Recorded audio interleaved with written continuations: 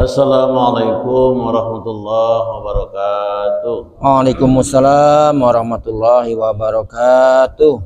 A'udzu billahi minasy syaithanir rajim. Bismillahirrahmanirrahim. Alhamdulillahilladzi faddalana 'ala katsirin min ibadihil mu'minin.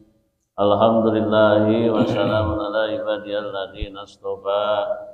Allahumma salli ala sayyidina Muhammadin nabi rahmah Amin. wa syafi'il ummah balighin nubuwwati wa risalah wa Amin. ja'alna wa ashabarukiyati wa hadhil ummah Amin. warzuqina bisihhati wa salamati wa sa'adah Amin. wa bitati fid dini wa dunya wal akhirah. Amin. Wa sahbihi wa sallim. Amin. Allahumma inna nas'aluka ilman nafi'an wa amalan mutaqabbalan wa rizqan wasi'an halalan thayyiban.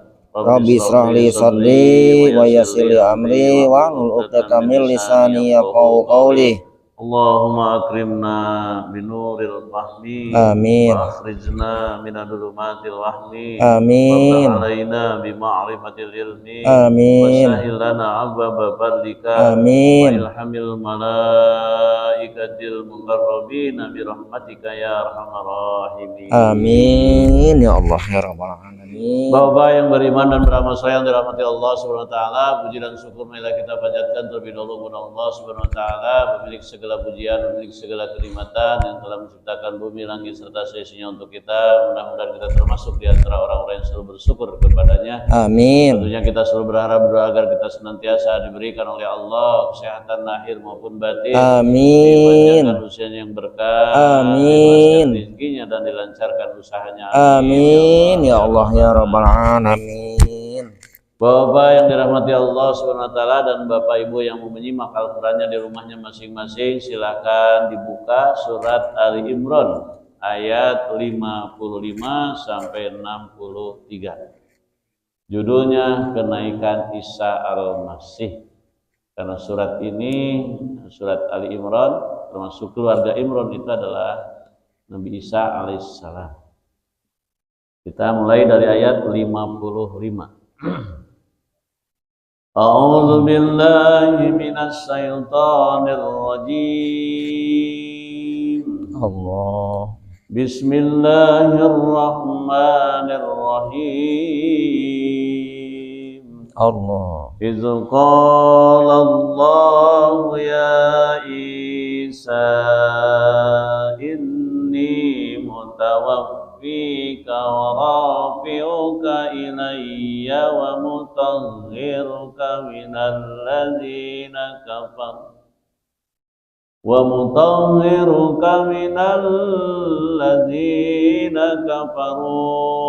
wa ja'ilul ladzina tabauka fawqal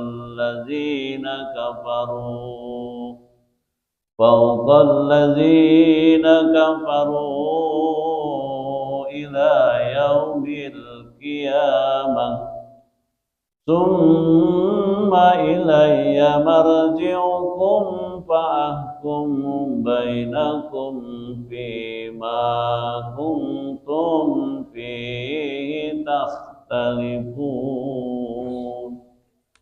Iz qala Allah ya Isa inni mutawaffika.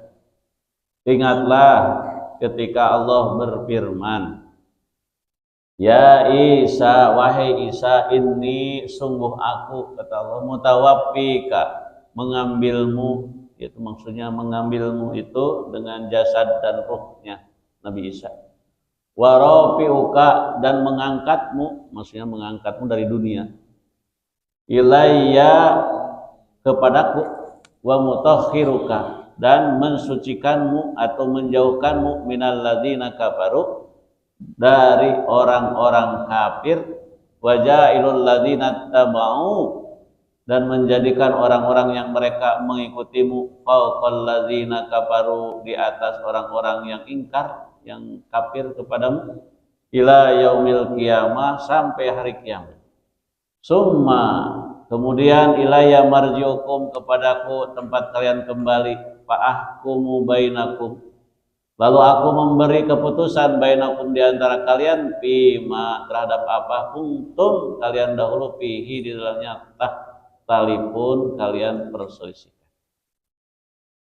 Ayat ini dimulai dengan ada di situ mutawafika. Mutawafika itu akar katanya adalah dari kata wafi, artinya sempurna atau mewafatkan. Jika dikaitkan dengan janji berarti menunaikan janjinya dengan baik dan sempurna. Wafat berarti mati. Wafat dari kata wafat. Mutawafik. Jadi wafat berarti mati karena Allah telah mengambil rohnya secara penuh.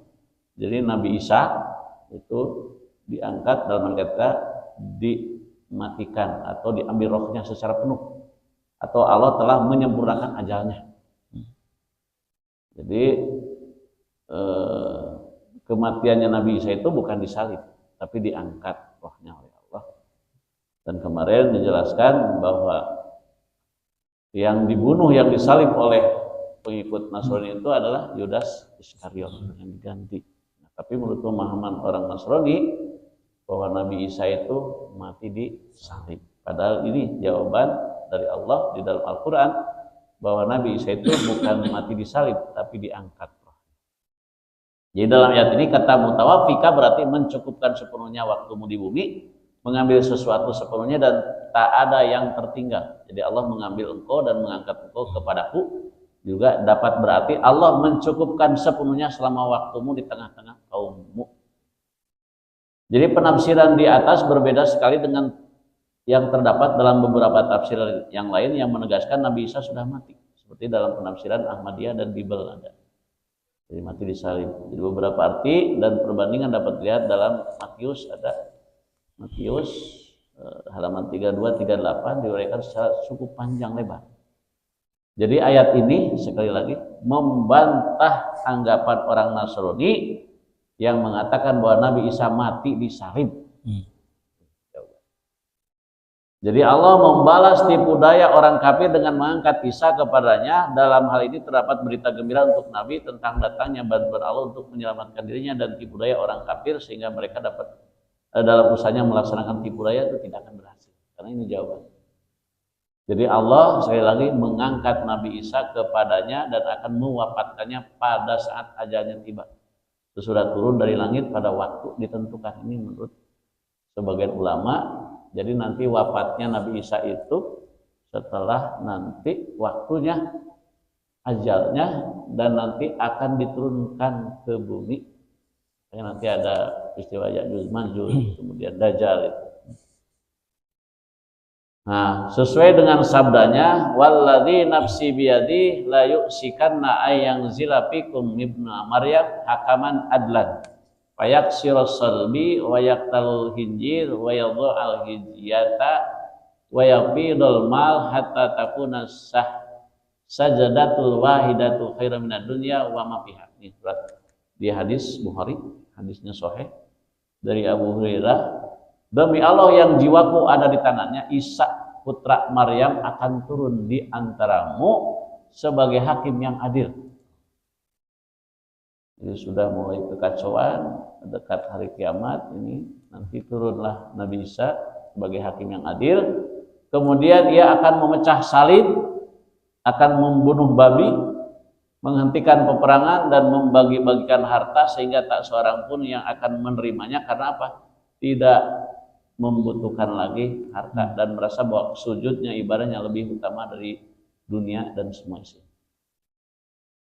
Jadi Allah membersihkan Nabi Isa di ayat ini dan dari orang-orang kafir dengan menyelamatkan dari kejahatan, cercaan serta nistaan dan tuduhan yang akan mereka lakukan, dan akan menjadikan pengikut-pengikutnya yang beriman itu percaya bahwa dia adalah hamba Allah dan utusan.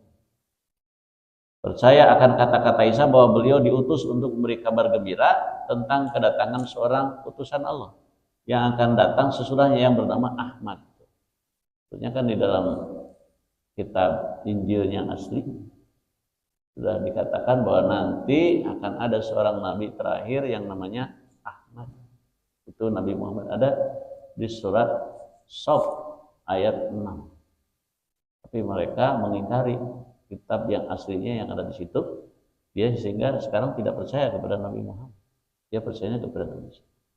Jadi Allah akan mengangkat mereka yang percaya itu kepada derajat yang tinggi, tidak seperti orang Yahudi yang menipu dan mendustakan Nabi Isa yang direndahkan martabatnya oleh Allah. Jadi ketinggian derajat itu ada kalanya di bidang keimanan yang bersifat rohaniah dan dalam bidang akhlak dan kesempurnaan sopan santun serta dekatnya mereka pada yang hak dan yang jauh dari yang batil. Jadi ada kalanya kelebihan yang bersifat duniawi, yaitu mereka memegang tampuk pimpinan di dunia. Kemudian semua manusia akan dikembalikan kepada Allah, yaitu pada hari kebangkitan, dan Allah akan memutuskan perkara di antara mereka yang diperselisihkan dalam urusan agama, termasuk di dalamnya perselisihan yang terjadi di antara pengikut-pengikut Isa alaihissalam dan orang yang tidak percaya kepada Nabi Muhammad.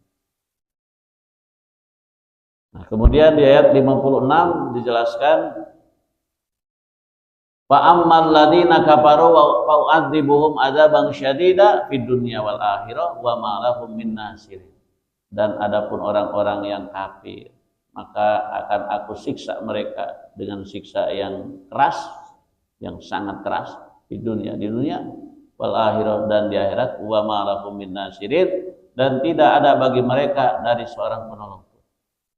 Jadi Allah menerangkan di ayat 56 bahwa orang Yahudi mendustakan Nabi Muhammad akan disiksa dengan siksaan yang pedih baik di dunia maupun di akhirat. Siksaan di dunia yang akan menimpa mereka ialah mereka akan dibunuh dan ditawan serta dikuasai oleh bangsa-bangsa lain.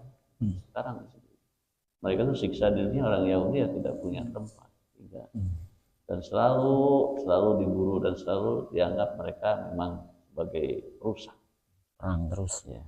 Sedangkan disiksa di akhirat, siksaan Allah dari hari pembalasan yang sangat pedih, pada waktu itu mereka tidak akan mendapat pertolongan dari siapa. Kemudian di ayat 57, wa ammal ladzina amanu wa amilus solihati fayuwaffihim ujurahum wallahu la yuhibbudz zalimin. Dan adapun orang-orang yang beriman dan beramal soleh fayuwaffihim, maka dia akan memberi mereka itu dengan sempurna ujurahum, pahala-pahala mereka. Wallahu, dan Allah la yuhibbudz zalimin, tidak dia menyukai orang-orang yang zalim.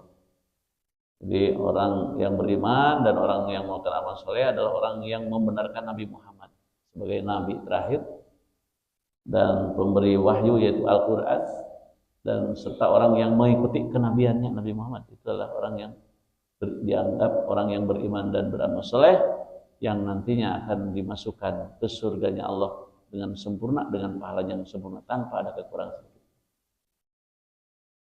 Kemudian di ayat 58, udzalika natsluhu alaika minal ayati wa dzikril hakim, itulah kisah Nabi Isa. Natsluhu, kamu membacakan atau mengisahkannya alaika kepada Muhammad minal ayati, dan sebagian bagian dari ayat-ayatnya, wa dzikril hakim, dan peringatan yang penuh hikmah di dalam Al-Quran. Jadi Allah menerangkan bahwa berita yang disampaikan kepada Nabi Muhammad tentang Nabi Isa di sini di Al-Quran, tentang Maryam, Zakaria dan putranya Yahya yang kemarin dikisahkan. Kemudian tentang kaum Hawariyun, itu orang yang setia kepada Nabi Isa, dan orang Yahudi dari keturunan Israel. Itulah kisah yang benar dan sebagai koreksi terhadap berbagai kepercayaan yang tersiar di kalangan ahli kitab pada waktu itu, yang mengatakan bahwa Allah itu kisahnya berbeda. Di dalam kisah ini terdapat berbagai macam teladan dan butir hikmah yang sangat berharga, sehingga orang yang beriman dapat mengambil petunjuk daripadanya dan memahami syariat Allah serta prinsip tentang kehidupan bermasyarakat. Dalam kisah tersebut terdapat bukti yang nyata yang menolak pendapat utusan-utusan Nasrani dari penduduk Najran dan pendapat orang Yahudi yang mendustakan risalah Nabi Muhammad dan kebenaran agama yang dibawanya. Nah, kemudian penjelasan berikutnya di ayat 59, inna masalah Isa indallahi kamasali Adam. Sesungguhnya perumpamaan penciptaan tanpa ayah Nabi Isa itu indallahi, di sisi Allah, kamasali Adam, seperti penciptaan Adam. Khalaqahu min turabin, dia menciptakannya dari tanah tanpa ayah ibu. Summa qala lahu kun fayakun, kemudian dia berfirman kepadanya jadilah, maka jadilah dia. Jadi ayat ini diturunkan sehubungan dengan kedatangan utusan Nasrani yang berkata kepada Rasulullah, "Ya Rasulullah, mengapa kau mencela Nabi kami?" Rasulullah bersabda, "Apakah yang telah saya katakan?" Mereka menjawab, "Engkau berkata bahwasanya Isa adalah seorang hamba Allah." Nabi Muhammad bersabda, "Iya betul, bahwa Nabi Isa itu seorang hamba Allah. Dia adalah seorang hamba Allah, Rasul dan kalimatnya yang telah disampaikan kepada Maryam, seorang perawan suci." Kemudian mereka menjadi marah dan berkata, "Pernahkah engkau melihat manusia dilahirkan tanpa ayah? Maka apabila engkau benar, tunjukkan kepada kami contohnya." Lalu Allah menurunkan ayat ini. Pada ayat ini dijelaskan bahwa sebenarnya kejadian Isa yang menakjubkan itu adalah seperti penciptaan Adam yang dijadikan dari tanah, keduanya diciptakan Allah tanpa ayah ibu. Nah, mereka ketika Nabi Isa diciptakan tanpa ayah aja mereka protes. Maksudnya tidak percaya. Adam aja yang tanpa ayah ibu kok kenapa percaya? Kenapa Nabi Isa tanpa ayah nggak percaya gitu loh. Bagi Allah kan mudah. Jadilah. Jadi keingkaran orang terhadap kejadian Isa tanpa ayah sedang ia mengakui kejadian Adam tanpa ibu bapak termasuk satu yang bertentangan dengan ilmu logika. Jadi Allah menciptakan Adam sebagai manusia dengan memberi roh ke dalam jasadnya semata-mata karena kehendak Allah. Dan bila Allah berfirman jadilah maka jadilah ia. Dari Imran ayat 59, pada ayat yang lain Allah berfirman summa ansa'nahu khalqan akhar. Kemudian kami menjadikan makhluk yang berbentuk lain. Jadi ayat di atas merupakan satu rangkaian dengan dua ayat berikutnya turun pada tahun pemutusan itu, tahun ke-10 Hijriah. Nah, kemudian di ayat 60 al-haqqu mir rabbika fala takum minal mumtarin, kebenaran tentang kisah Isa dari Tuhan kamu, maka janganlah kamu menjadi bagian dari orang-orang yang ragu. Jadi kita dengan ayat-ayat ini jangan ragu tentang Nabi Isa tanpa ayah. Ya, harus percaya yakin. Jangan sampai mereka menganggap bahwa Isa itu adalah merupakan jalinan asmara dari seorang Maryam dengan Yusuf An-Najjar. Jadi mereka menganggap bahwa jadi orang-orang Nasrani itu menganggap bahwa Al-Masih adalah putra Tuhan dan bukan pada seperti orang anggapan Yahudi juga yang mengatakan bahwa Nabi Isa itu hasil perzinahan. Jadi antara Maryam dengan Yusuf An-Najjar. Padahal Yusuf itu tukang kayu atau Yusuf adik Eli yang dimaksud di sini. Dengan demikian kaum muslimin telah mendapat pengetahuan yang meyakinkan mengenai Isa dan Maryam hanya ada di Al-Quran. Seharusnya mereka juga meyakini percaya tentang Al-Quran yang ada di sini. Jadi larangan ini ditujukan kepada Nabi Muhammad agar tidak ragu lagi, padahal tidak mungkin terjadi pada diri Nabi akan ragu terhadap ayat Allah. Ini mempunyai dua pengertian. Pertama, bahwasanya Nabi Muhammad pada saat mendengar ayat ini bertambah keyakinan dan kita juga merasa puas dengan keyakinan itu di dalam Al-Quran. Nabi Muhammad juga merasa puas dengan adanya turun ayat ini, ya kita apalagi kita pengikutnya. Kalau Nabi Muhammad yang mempunyai kedudukan yang tinggi dilarang merasa ragu terhadap kebenaran kisah ini, maka kita sebagai umatnya ya harus lebih terkenal larangan ini lagi, harus percaya yakin bahwa yang ada di dalam Al-Quran ini menjadi pedoman petunjuk mematahkan pendapat bahwa Nabi Isa itu adalah punya bapak. Kemudian di ayat 61, paman hazzaka fihi mim ba'di ma ja'aka minal ilmi faqul ta'alau nad'u bana'ana wa abna'akum wa nisa'ana wa nisa'akum wa anfusana wa anfusakum summa nabtahil fanaj'al la'natallahi 'alal kadhibin. Maka siapa yang membantahmu atau mendebatmu dalam kebenaran kisah Isa mimba di maja'aka sesudah apa yang datang kepada kamu minal ilmi dari ilmu tentang itu, fakul katakanlah Muhammad ta'alau, marilah semua nad'u abna'ana, kita mengambil atau kita memanggil, kumpulkan atau mengumpulkan anak-anak kami dan anak-anak kalian, wanisa'ana dan istri-istri kami, wanisa'akum dan istri-istri kalian, wa angkusana wa angkusakum dan diri-diri kami dan diri-diri kalian, summa nabtahil, kemudian kita berdoa untuk melaknat orang yang berdusta, panaz'al laknatallahi 'alal kadhibin, maka marilah kita meminta kutukan Allah atas orang-orang yang berdusta. Nah, ini hukum mubahalah di sini. Jadi dalam ayat ini Allah memerintahkan kepada Nabi Muhammad bila masih ada orang yang membantah kebenaran tentang berita tentang Nabi Isa sesudah mendapat penjelasan di dalam Al-Quran ini, hendaklah diajak aja bermubahalah. Mubahalah itu adalah perang sumpah. Ialah masing-masing pihak di antara orang-orang yang berbeda pendapat berdoa kepada Allah dengan sungguhnya agar Allah menjatuhkan laknat kepada pihak yang berdusta. Nabi mengajak utusan Nasrani untuk bermubahalah, tetapi mereka tidak berani, dan ini menjadi bukti kebenaran Nabi Muhammad. Mereka tidak mau. Ya, sieun dibuka. Jadi di dalam ayat ini disebutkan lebih dahulu istri dan anak-anak Nabi dalam mubahalah karena seorang lebih mengkhawatirkan diri keluarganya daripada dirinya sendiri. Hal ini mengandung pengertian bahwa Nabi Muhammad percaya dengan penuh keyakinan bahwa bencana yang tidak dikehendaki sebagai akibat dari mubahalah ini tidak akan menimpa keluarga dari dia. Misalnya Nabi Muhammad juga mengajak istri dan anak cucunya itu di Fatimah dan juga Hasan Husain untuk bermubahalah dengan orang Nasrani. Imam Bukhari dan Imam Muslim juga meriwayatkan sebuah hadis bahwa delegasi Najran yang dipimpin oleh Al-Aqib mengunjungi Rasulullah. Kemudian beliau berkeinginan untuk mengadakan mubahalah dengan mereka. Maka salah seorang di antara mereka berkata kepada kaumnya, "Janganlah kau bermubahalah dengan dia. Demi Allah, bila ia betul-betul seorang nabi lalu ia bermubahalah dengan kita, niscaya kita tidak akan berbahagia selamanya dan tidak akan ada generasi yang akan melanjutkan keturunan kita." Kemudian mereka berkata kepada Nabi, "Kami akan memberikan apa yang kau minta, sebab itu utuslah kepada kami seorang laki-laki yang terpercaya." Jadi malah sok aja kalau mau minta Nabi mau apa dikasih. Saya tidak ingin bermubahalah. Ya, artinya dia sudah berbohong dan sudah ragu. Abu Naim meriwayatkan pula sebuah hadis dari Ibnu Abbas dalam kitab Al-Dalail melalui sanad dari Atta bin dari Adahak Ibnu Abbas bahwasanya 8 orang Nasrani dari penduduk Najran mendatangi Rasul. Di antara mereka terdapat Aqib dan As-Said. Kemudian Allah menurunkan ayat ini, lalu mereka berkata, "Tunggulah kami 3 hari."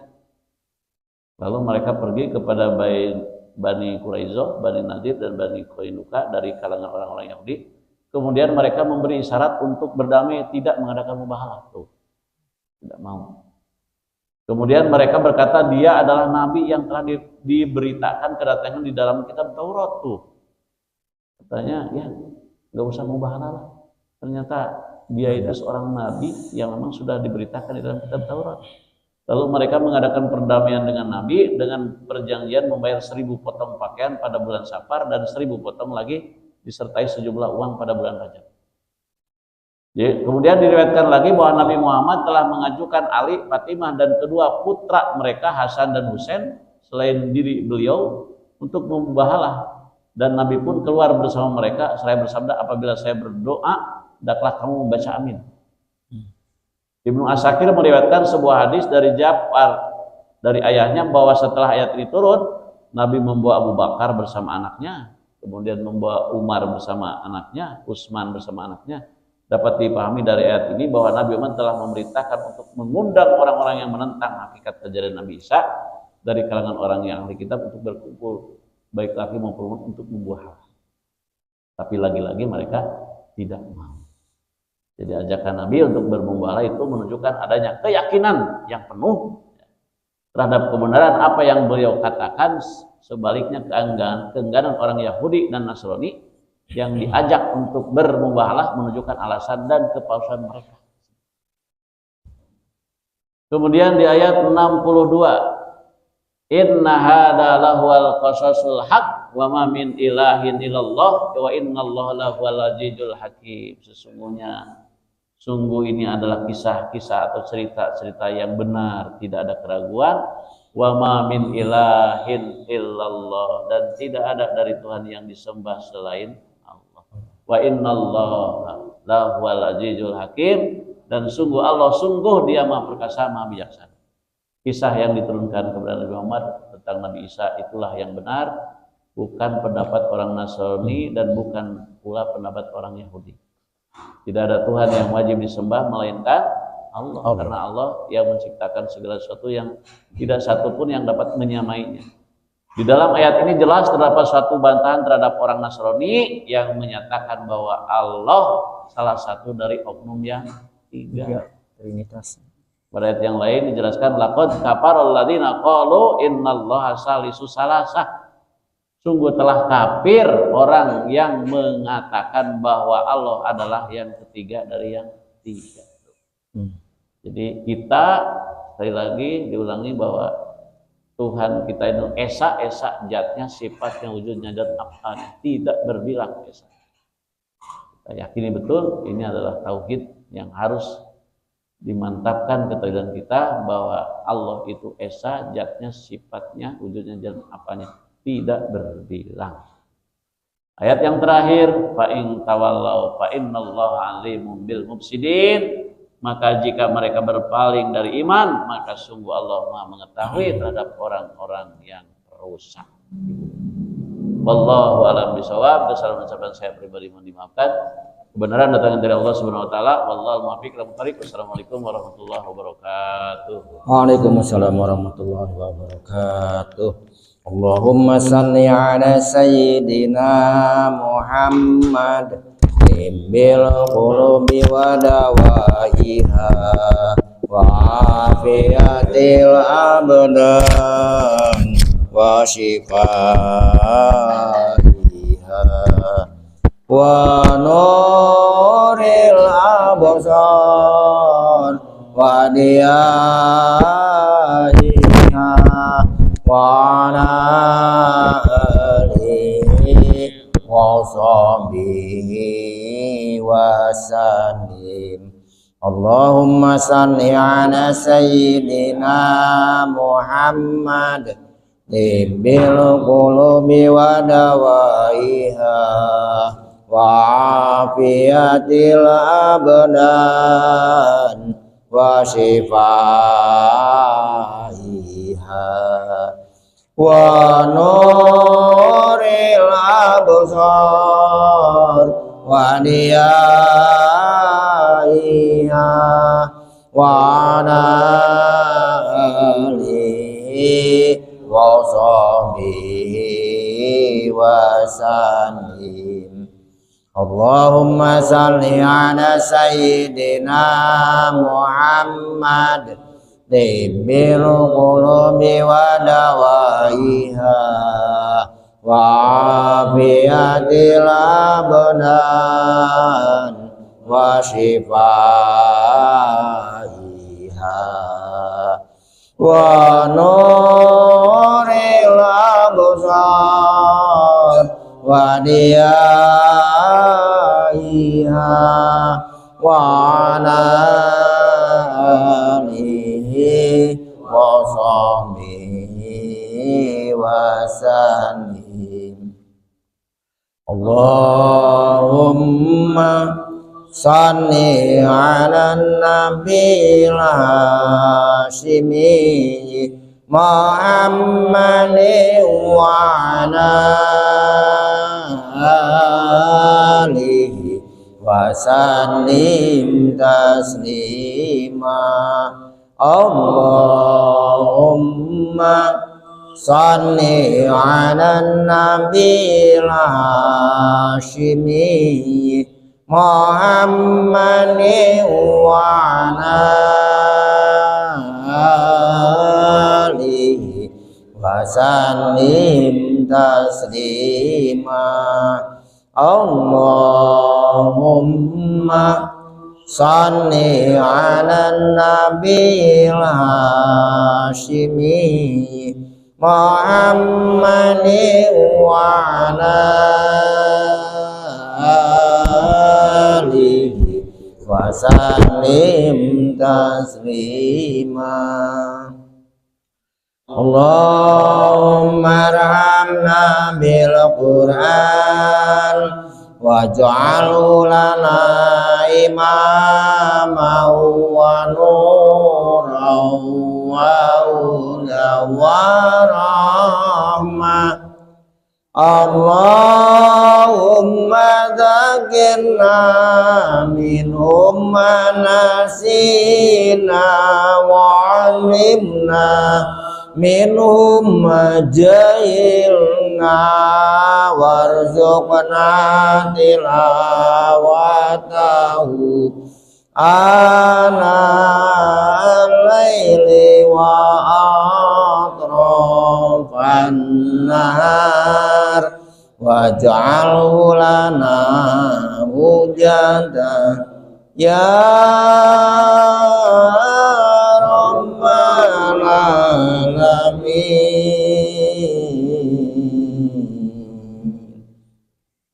Ya Allah, rahmatilah kami dengan Al-Quran. Jadikan ia imam kami, cahaya petunjuk dan rahmat bagi kami. Ya Allah, ingatkanlah kami apa yang kami lupa, dan ajarkan bagi kami apa yang kami jahil. Karuniakanlah kepada kami untuk dapat membacanya sepanjang malamnya dan sepanjang siangnya. Jadikanlah ia perisai pelindung kami, wahai Tuhan sekalian alam. Amin ya Allah ya Rabbal alamin. Rabbi ij'alna muqimas shalah wa min dzurriyyatina rabbana wa taqabbal du'a. Rabbana ighfir lana wa liwalidayna walil mu'minina yauma yaqumul hisab. Rabbi adkhilna mudkhala sidqi wa akhrijna mukhraja sidqi wa ja'alna min ladunka sultanan nasira. Allahumma barik lana fi Rajab wa Sya'bana wa balighna Ramadana wa hasil maqasidana. Allahumma tawaffana muslimina wa ahyina muslimina wa alhiqna bisalihin wa irhazaya wala maftunin. Subhanallahi wa bihamdihi subhanakallahumma wa bihamdika asyhadu an la ilaha illa anta astaghfiruka wa atubu ilaik. Subhana rabbika rabbil izzati amma yasifun wa salamun alal mursalin walhamdulillahi rabbil alamin. Wassalamualaikum warahmatullahi wabarakatuh. Sallallahu ala Muhammad sallallahu alaihi wasallam. Sallallahu ala Muhammad sallallahu alaihi wasallam. Sallallahu ala Muhammad sallallahu alaihi wasallam.